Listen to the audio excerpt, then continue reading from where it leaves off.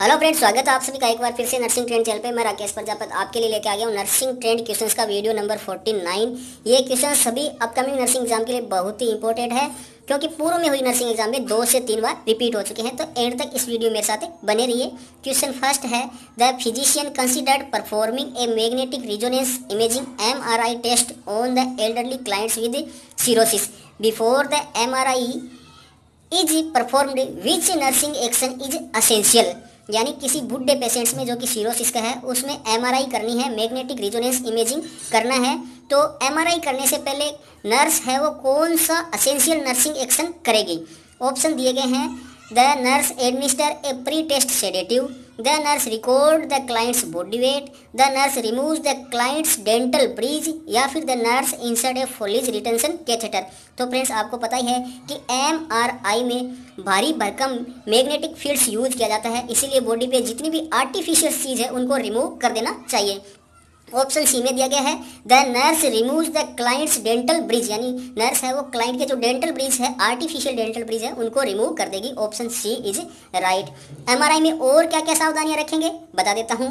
Question during MRI, first है MRI is Contra indicated in patients with cardiac pacemaker और ferromagnetic aneurysm clips, यानी वो patients जिनमें cardiac pacemaker लगा है या फिर फेरोमैग्नेटिक एन्यूरिज्म क्लिप्स लगी हुई है, छल्ला डला हुआ है, तो उन पेशेंट्स में MRI कॉन्ट्रा इंडिकेटेड होती है।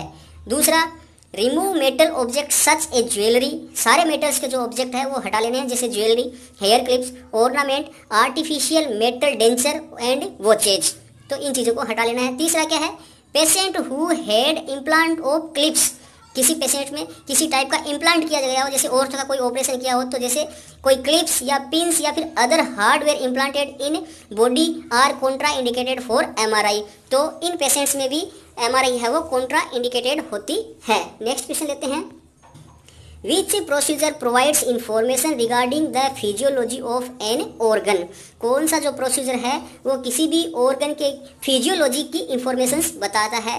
एक्सरे, CT स्कैन, MRI है, ये किसी भी ऑर्गन की एनाटॉमिकल स्ट्रक्चर या एनाटॉमिकल इंफॉर्मेशन प्रोवाइड करवाते हैं, लेकिन जो न्यूक्लियर स्कैन है ये ऑर्गन की फिजियोलॉजी की इंफॉर्मेशन देता है। तो option D is right, nuclear scan. Next question third, mister Shyam is schedule for pneumoencephalography, mister Shyam की न्यूमोएन्सेफलोग्राफी होनी है। This procedure done in the X ray department, ये प्रोसीजर एक्सरे डिपार्टमेंट में किया जाएगा। Consist of an injection of, तो इस procedure में किसका इंजेक्शन लगेगा, न्यूमोएन्सेफलोग्राफी, याद रखें। ऑप्शन दिए गए हैं, air directly into the ventricles, तो एयर है वो डायरेक्टली वेंट्रिकल्स में पुश कर दी जाएगी, या फिर ए डाई इनटू द लंबर सब एरेक्नोइड स्पेस, या फिर रेडियो एक्टिव सब्सटेंस इंट्रावीनसली, या फिर एयर इनटू द लंबर सब एरेक्नोइड स्पेस। तो फ्रेंड्स, न्यूमोएन्सेफलोग्राफी है, मींस हवा भर के एन्सेफलोग्राफी की जाएगी, तो एयर इनटू द लंबर सब एरेक्नोइड स्पेस, लंबर सब एरेक्नोइड स्पेस में एयर का इंजेक्शन लगाया जाएगा, हवा भर के इंजेक्शन लगाया जाएगा।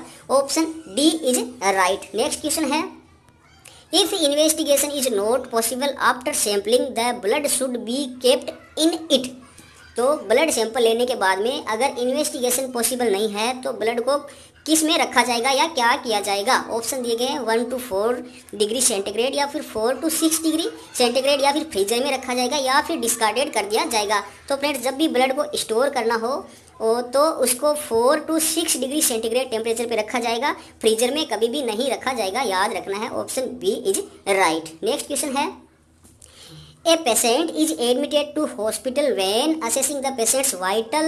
Which position should a patient be put ideally if no contraindication are there?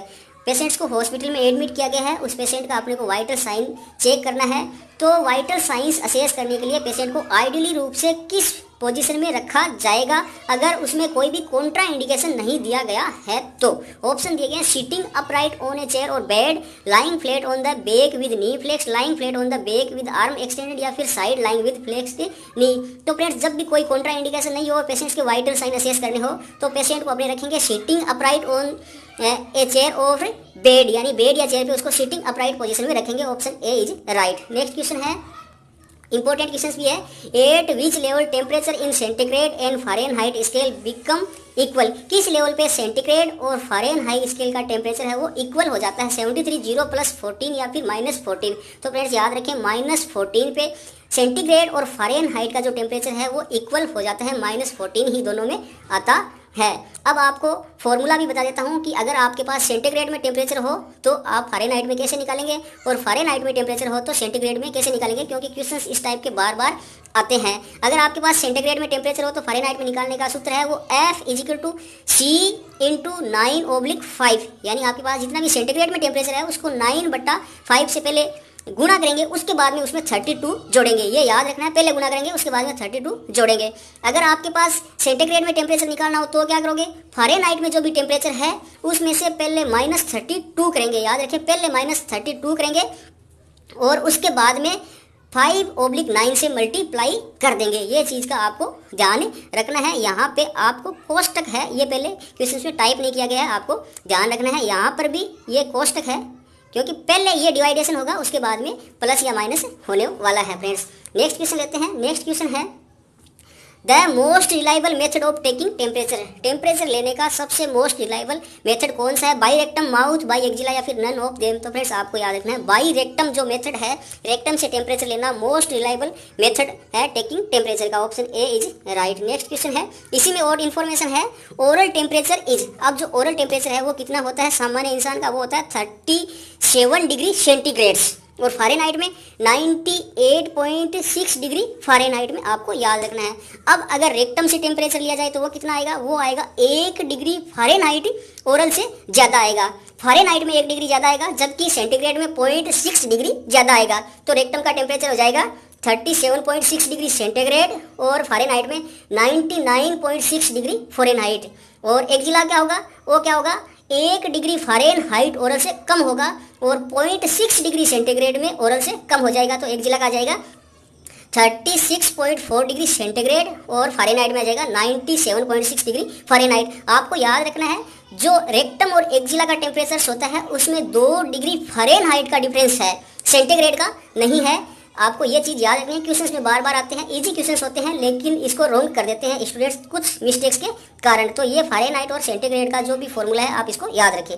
Next question है while taking temperature from rectal route in children thermometer should be inserted. तो बच्चों में जब रेक्टल मेथड से टेम्परेचर लिया जाता है तो थर्मामीटर को कितना रेक्टम में इंसर्ट करना है? 0.5 इंच, 1 इंच, 1.5 इंच या फिर 2 इंच। तो फ्रेंड्स याद रखें कि बच्चों में जब भी रेक्टल टेम्परेचर लिया जा रहा है तो 1 इंच तक थर्मोमीटर को इंसर्ट करना है। Option B is right. Adult में कितना इंसर्ट करना है? एडल्ट में करना है 1.5 इंच और रखना कितनी देर है रेक्टम में? Keep 5 minutes into place, 5 minute तक बच्चों में और एडल्ट्स में दोनों में ही रेक्टम में रखना है। नेक्स्ट क्वेश्चन है after using A thermometer it should be cleaned in which direction. Thermometer को यूज करने के बाद में इसको किस डायरेक्शन में क्लीन करेंगे? बल्ब टू स्टैम्प, बल्ब से स्टार्ट करके स्टैम्प की तरफ जाएंगे या फिर स्टैम्प टू बल्ब या फिर स्टैम्प से स्टार्ट करके बल्ब की तरफ जाएंगे या इन एनी डायरेक्शन, कोई भी डायरेक्शन में या फिर लीनियर डायरेक्शन मूवमेंट घूमती हुई मूवमेंट में। तो फ्रेंड्स क्वेश्चन में पूछा गया है आफ्टर यूजिंग ए थर्मोमीटर, थर्मोमीटर को यूज करने के बाद में अपने स्टैम्प टू बल्ब की तरफ जाते हुए इसको क्लीन करेंगे। Option B is right. क्यों करेंगे? क्या प्रिंसिपल यूज होता है? प्रिंसिपल यूज होता है principle of less to more contaminated use, यानी लेस कॉन्टामिनेटेड से मोर कॉन्टामिनेट की तरफ जाते हुए अपने किसी भी चीज़ को साफ करते हैं, ये प्रिंसिपल यूज किया जाएगा। इसीलिए जब यूज हो जाएगा तो उसका बल्ब है वो ज़्यादा कॉन्टामिनेटेड होता और जो स्टैम्प है वो कम कॉन्टामिनेटेड होता है। तो अपने स्टैम्प टू बल्ब की डायरेक्शन में इसको क्लीन करते हैं। Before used clean bulb to stem, और यूज करने से पहले उसको सेवलॉन या फिर डिटोल या फिर लाइजोल में से निकालते हैं। तो उस टाइम उसको क्लीन करेंगे तो कैसे करेंगे? जो बल्ब है उस टाइम वो कम कॉन्टामिनेटेड होता है और स्टैम्प को ज़्यादा कॉन्टामिनेटेड माना जाता है। तो यूज करने से पहले अपने बल्ब से स्टार्ट करके स्टैम्प की तरफ जाएंगे। अब इसको क्लीन करने के लिए क्या यूज किया जाता है? Tap water use to clean a thermometer. Thermometer को क्लीन करने के लिए टेप वाटर यूज किया जाता है, ना कि कोल्ड और वार्म वाटर यूज नहीं किया जाता है। अब डिसइंफेक्टेंट कौन से यूज किया जाता है थर्मामीटर को डिसइंफेक्ट करने के लिए? सेवलॉन का यूज किया जाता है 1:20 के रूप में, और डिटोल का यूज करना हो तो 1:40 का डिटोल यूज करेंगे, और लाइसोल यूज करना हो तो 1:40 का यूज करेंगे। तो ये थर्मोमीटर के बारे में इंफॉर्मेशन होगी। नेक्स्ट क्वेश्चन है question 10, hyper pyrexia called if body temperature is more than.